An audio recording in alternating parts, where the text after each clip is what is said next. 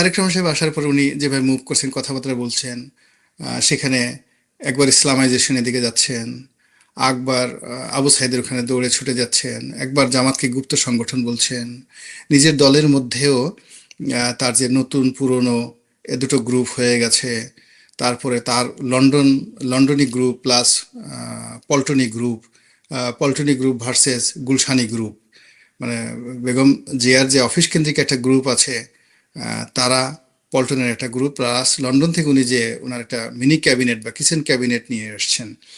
এখানে প্রতি মুহূর্তে ত্রিমাত্রিক ফাইট হচ্ছে বিএনপির মধ্যে।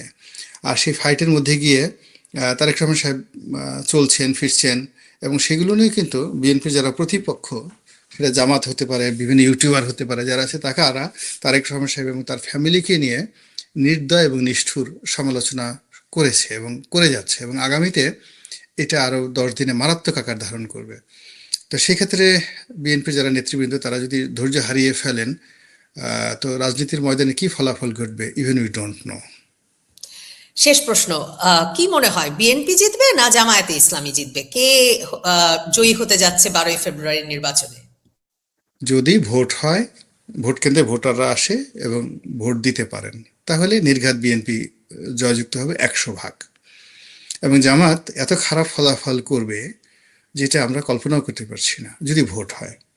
আর যদি এখানে কোনো ম্যাটিকুলাস ডিজাইন হয়, পরিকল্পনা হয়, জামাত জিতে যাবে এবং বিএনপি এত খারাপ ফলাফল করবে যেটা বিএনপি এখন ভাবতেই পারছে না।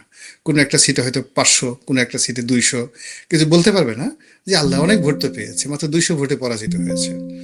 তো এই জিনিসগুলো হতে পারে, অতীতে এরকম বহুবার এই ঘটনাগুলো ঘটেছে। তো দুটো যাকে বলে সম্ভাবনা নেই, যারা পলিটিক্যাল বিশ্লেষক বা দেশে যারা লোকজন আছে তারা চিন্তা ভাবনা করছে আর কি।